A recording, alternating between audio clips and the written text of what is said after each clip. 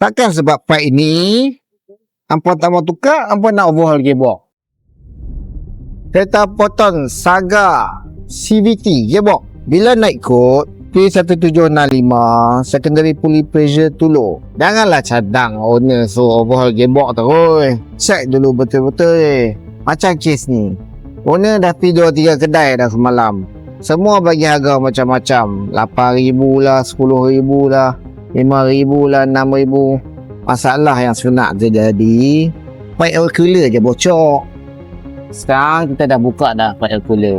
Ini pipe air cooler dah. Bila pipe ni bocor, supply minyak tak cukup. Tu yang jadi pressure tulu.